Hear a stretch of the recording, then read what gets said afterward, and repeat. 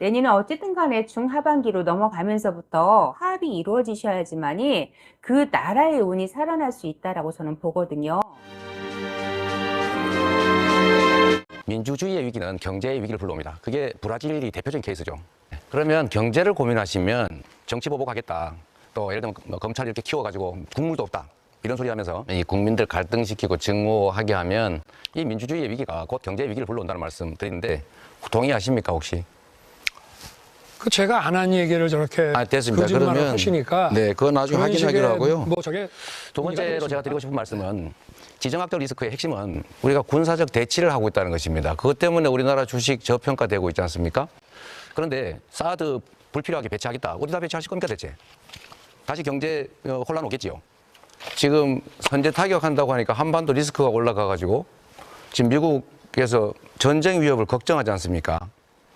이런 게 바로 경제를 망치는 길이다. 경제는 좋은 환경보다 안정된 환경이 훨씬 더 중요합니다. 예측 가능해야 투자를 결정하지요. 그런 면에서 경제에 대한 고민을 좀 더 많이 해주시면 좋겠다는 생각이 드는데 아까 하시던 말씀 마저 좀 해보시죠. 민주주의의 위기를 불러오고 또 한반도의 불안정을 불러와서 경제를 망친다라는 데 대한 의견 한번 말씀해 주시죠. 성남시장이나 경기지사 하면서 하신 그런 부정부패에 대해서 제대로 법을 적용하는 것이야말로 민주주의고 그것이 경제 발전의 기초라고 생각하는데 뭐 거기에 대해서 한번 한 말씀 해보시죠. 답을 하시죠. 딴 얘기 하지 마시고. 엉뚱한 거 답을 하는 거는 엉뚱한 옳지 않은 답하고 겁니다. 내빼는 데는 우리 답을 먼저 하세요. 선생님이십니까? 이렇게 하면 서로 답을 하세요. 네, 시간이 아주 애매해집니다. 그러니까 남이 자, 안 한 말씀하시죠. 얘기를 가지고 뭐 엉뚱한 뭔 얘기를 안 한 걸 제가 했습니까? 그러니까 아니 무슨 얘기를 안 한 걸 제가 했는지 말씀해 보세요. 자, 그 자체가 혹시 거짓말 더 아닙니까? 얘기하고 싶으신 게 있으시면 이따가 주도권 토론 시간에 그러시죠. 말씀하시면 됩니다. 그런 식으로 거짓말하거나 그러지 마세요. 화합이 이루어지셔야지만이 그 나라의 운이 살아날 수 있다라고 저는 보거든요. 국민을 제대로 섬기는 머슴이 되겠다고 약속했습니다.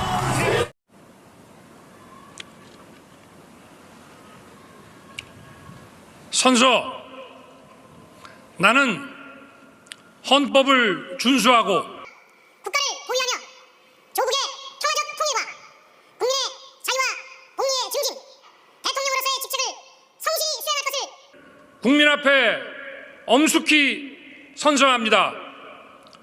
2022년 5월 10일 대통령 윤석열. 먼저 나라의 이런 기운들을 보면은 지금도 숨겨져 있던 것들이 밝혀지고 또 역시 숨기고 있고 그런 일들이 우리가 모르는 것들이 너무 많아요.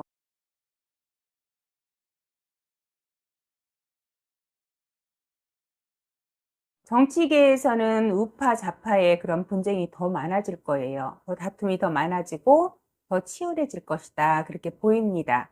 나라가 시끄럽다, 나라가 조금 뒤집히겠다 그런 느낌. 그래서 이제 국민들의 그런 불신도 더 많아질 것이고 나라를 믿지 못하는 그런 상황들까지 불신이 생기겠다 그렇게 보여집니다.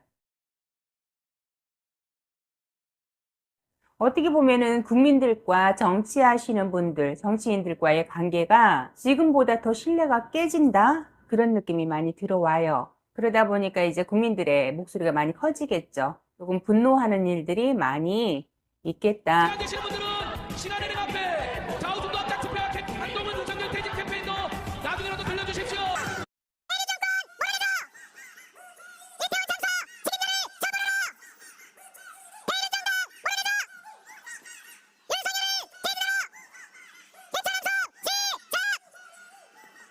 고해치겠습니다. 세금 도둑, 혈세 도둑, 윤석열은 퇴진하라. 민생 파탄 책임지고 윤석열은 퇴진하라. 중요한 거는 이 후반기에 회복이 되지가 않으면 여러분들도 그렇고 나란 일 하시는 분들도 그렇고 이게 좀 화합이 이루어져야 될 것 같아요. 타협이 이루어지고 11월, 12월 그 시기쯤에서 나라에 큰 운이 들어오는 것이 저는 보여지거든요. 굉장히 좋은 그런 운이 들어오는데 중요한 거는 이 화합이 이루어지지 않으면 오히려 나라에 큰 망신살이 뻗치는 일이 있겠다 그래요. 1층에서 진행을 했는데요. 최근에는 윤 대통령 출근길이 지상 1층으로 바뀌면서 장소도 달라졌습니다. 그동안 없었던 레드카펫이 깔린 것도 눈에 들어오네요. 자, 이런 출근길 약식 기자회견, 일단 윤 대통령의 소통 의지가 들어가 있다고 봐야겠다. 신인 안 해주고 날리긴 쪽팔려서 날리면 이라고 되어 있습니다. 경기에서 특정 기자들만 불러 시간 보는 게 언론 분들이기가 좀 부적절하다는 비판도 있는데 어떻게 생각하세요? 거기에 대해서는 제가 제 개인적인 일입니다. 제가 뭐 취재에 응한 것도 아니고 그 특정 언론사의 전용기 탑승 배제를 비롯해서 좀 논란도 있었습니다. 그런 뭐 선택적 언론관이라는 비판도 일부에서 나오고 있는데 그런 비판에 대해서 좀 어떤 입장이신가요? 자유롭게 비판하시기를 저는 바라고요. 국민들의 이런 안전 보장과 관련되는 것일 때에는 그 중요성은 이루 말할 수가 없다고 생각합니다. MBC가 뭐를 아중적으로 했다는 거죠? 뭐가 아니 뭐가 가짜뉴스예요? 뭐가 가짜뉴스예요? 돌아갈 때 가시는데 아직 안 해요. 아니 그럼 질문도 못해요? 질문하라고 단상 만드는 거 아니에요? 말씀할 거 끝났잖아. 그렇게 반말하지 마세요. 대통령은 출근길에서 출입 기자단과 질의응답인 도어 스태핑을 진행했습니다. MBC 기자와 대통령실 관계자와의 설전이 있었던 날이기도 합니다. 그런데 휴일인 어제 도어 스태핑을 하는 1층 출입구에 기존에 없던 가림막이 세워졌습니다. 대통령실 관계자는 도어 스태핑 중단 여부 등에 대해서는 어떤 결정도 내려진 바 없다고 유보적인 답변을 내놨습니다. 제가 2022년도 이민년 구군 말씀드릴 때 파업이 되지 않으면 11월, 12월에 국제적인 그런 우세살 일이 있다라고 말씀드렸는데 실제로 조금 그런 일들이 있었죠. 정치면에서 봤을 때는 이게 물의 흐름이 바뀐다고 할까요? 지금 현재 많이 불안정한 상황이긴 하지만 그래도 정부 자체에서 어떤 움직임이 생기지 않을까, 변화가 생기지 않을까 그런 기운도 조금 보여져요. 어쨌든 간에 뭐 야당이든 여당이든 이런 관계를 떠나서 내년도 하반기 들어가서는 어떤 중대한 결정이 이루어지고 어떤 사건이 생기지 않을까 그렇게 보여져요. 나라의 해운이 관제수, 사고수가 있어서 이런 부분들이 염려된다. 뇌신경에 어떤 이상이 발생이 돼서 생기는 어떤 질환이라고 제가 알고 있는데 그로 인해서 생기는 정신분열증이라든가 우울증, 조울증, 조현병 이렇게 정신질환. 그러니까는 멀쩡해요. 멀쩡한데 어느 순간에 내가 기억하지 못할 어떤 행위를 한다든가. 국민 여러분, 저는 북한 공산 세력의 위협으로부터 자유대한민국을 수호하고 우리 국민의 자유와 행복을 약탈하고 있는 파렴치한 종북 반국가 세력들을 일거에 척결하고 자유 헌정 질서를 지키기 위해 비상계엄을 선포합니다. 윤석열 대통령이 비상계엄을 선포했습니다. 상상이 되십니까? 이거는 실제 상황입니다. 저도 지금 국회를 향해 가고 있습니다. 야심한 밤 기습적으로 이뤄진 비상계엄 선포.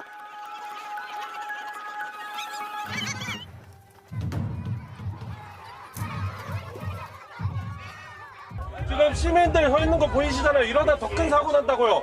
국회의원들 들어가기는 해줘야죠.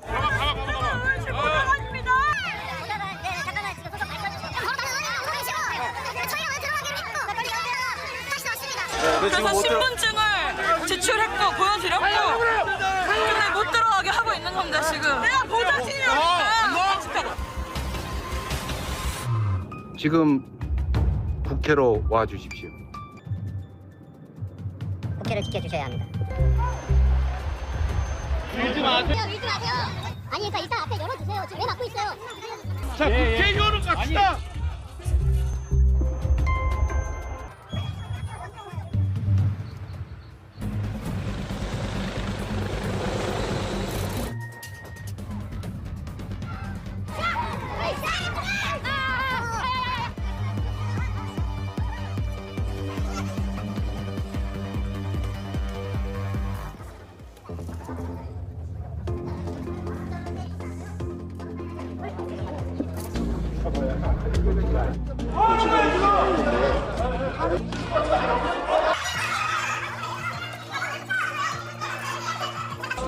좀 계세요. 이게 국회의장도 마음이 급하죠. 그렇지만 절차를 들리지는 않게 라이브를 갖고 있는 거예요?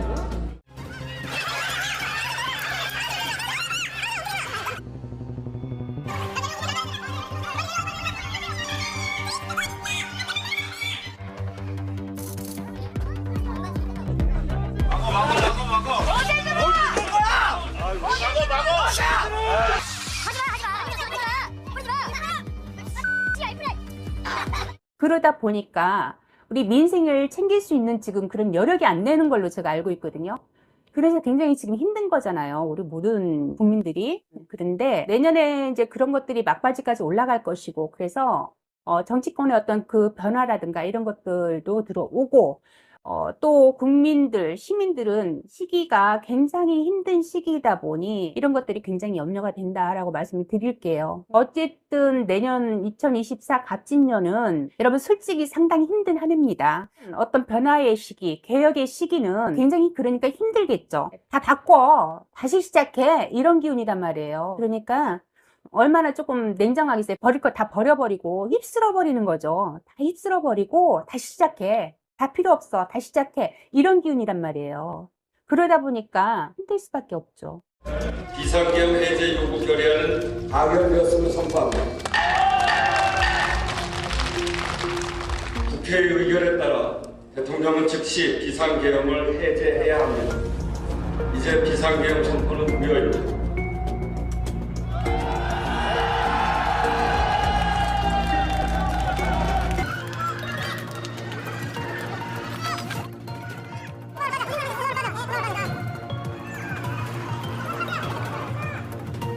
나라가 시끄럽다, 나라가 조금 뒤집히겠다. 그래서 이제 국민들의 그런 불신도 더 많아질 것이고, 나라를 믿지 못하는 그런 상황들까지 불신이 생기겠다, 그렇게 보여집니다.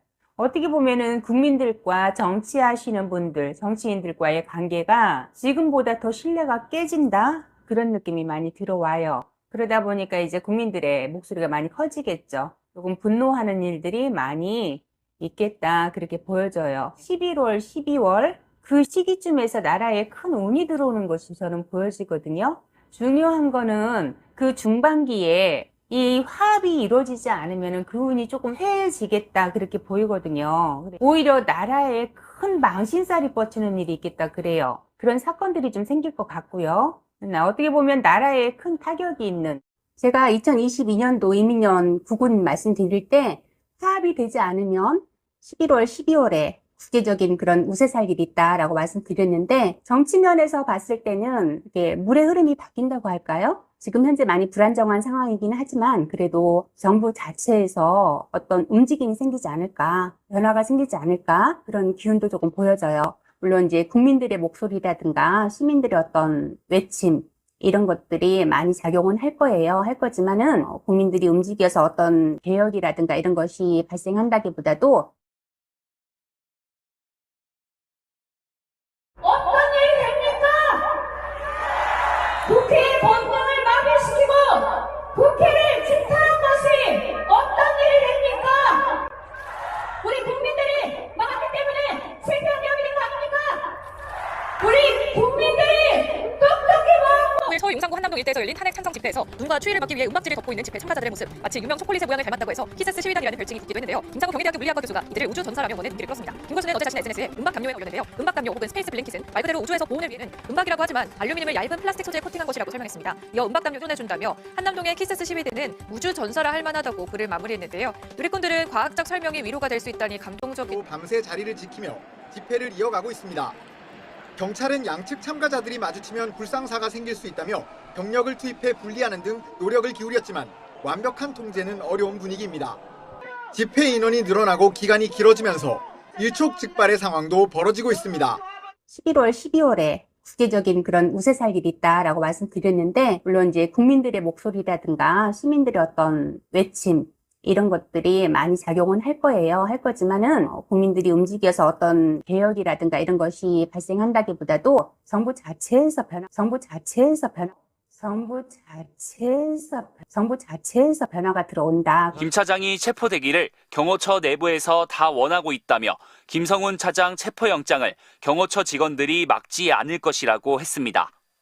대신 김 차장은 대통령 옆에 엄청 꽁꽁 숨을 것이라고 전망했습니다.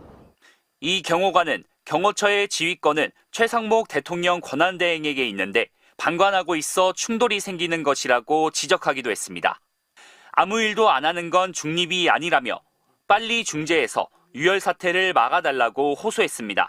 정부 자체에서 변화가 들어온다. 어쨌든 간에 뭐 야당이든 여당이든 이런 관계를 떠나서 어떤 중대한 결정이 이루어지고 어떤 사건이 생기지 않을까. 나라의 해운이 관제수, 사고수가 있어서 이런 부분들이 염려된다. 그런 것들이 막바지까지 올라갈 것이고, 그래서 정치권의 어떤 그 변화라든가 이런 것들도 들어오고, 또 국민들, 시민들은 시기가 굉장히 힘든 시기이다 보니 어쨌든 내년 2024 갑진년은 여러분 솔직히 상당히 힘든 한 해입니다. 어떤 변화의 시기, 개혁의 시기는 굉장히 그러니까 힘들겠죠. 이렇게 중화기 무장 얘기까지 나오고 실제 유혈 사태가 벌어질까 우려돼 언론 인터뷰에 응한 거라며 체포영장 집행에 나설 경찰도 대비하고 와야 한다고 강조했습니다.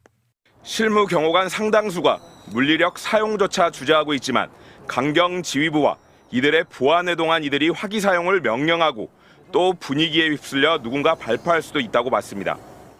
따라서 경찰 특공대를 투입해야 한다고 생각한다며 이번에 못 잡으면 절대 못 잡는다고 경호관은 말했습니다.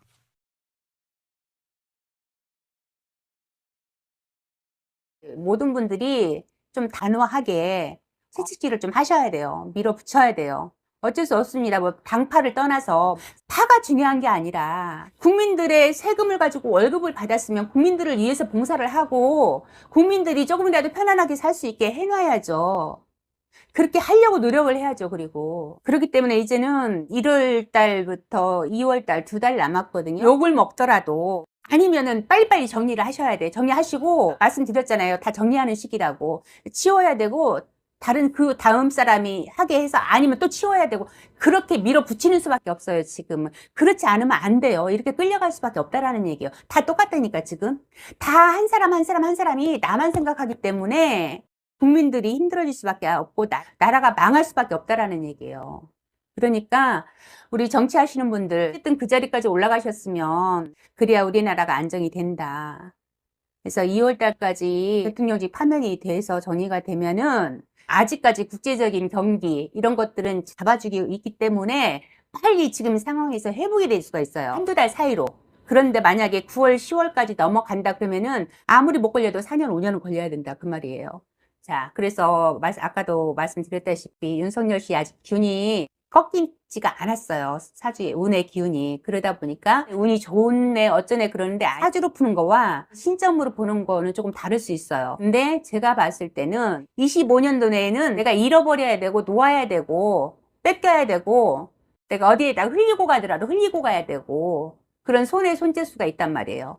그러면 지금 가장 큰 문제가 뭐예요? 뺏길 건 그거밖에 없잖아요. 가장 가능성 있는 거는. 그것만 뺏기는 게 아니라 돈도 나가죠. 건강도 잃죠. 해야지 못할 거예요. 한 분은 굉장히 몸이 안 좋을 거예요. 그리고 두 분이서 같이 못 살아요. 이제 살 수가 없어요. 사주에서 이제 깨져버렸기 때문에 부부의 인연이 아니라 비즈니스의 인연이라니까요. 사주가. 예, 그러다 보니까 장기 집권을 하려고 했던 그 목표가 깨졌단 말이에요. 그래서 제가 봤을 때는 두 부부가 저는 오래 못 간다고 봐요. 왜? 필요가 없어졌으니까. 그래서 어쨌든 간에 2025년도 을사년에는 봄이냐 가을이냐 그 차이기는 한데 정리는 되실 겁니다. 나라의 해운이 관제수, 사고수가 있어서 물의 흐름이 바뀐다고 할까요? 물론 이제 국민들의 목소리라든가 시민들의 어떤 외침 이런 것들이 많이 작용은 할 거예요. 정부 자체에서 변화가 들어온다. 우리가 모르는 것들이 너무 많아요. 정치계에서는 우파, 좌파의 그런 분쟁이 더 많아질 거예요. 더 다툼이 더 많아지고 더 치열해질 것이다. 그렇게 보입니다. 나라가 시끄럽다. 나라가 조금 뒤집히겠다. 그런 느낌. 그래서 이제 국민들의 그런 불신도 더 많아질 것이고 나라를 믿지 못하는 그런 상황들까지 불신이 생기겠다. 어떻게 보면은 국민들과 정치하시는 분들, 정치인들과의 관계가 지금보다 더 신뢰가 깨진다? 조금 분노하는 일들이 많이 있겠다. 그렇게 보여져요. 타격을 받는 그런 일이 생길 수도 있어요. 그렇기 때문에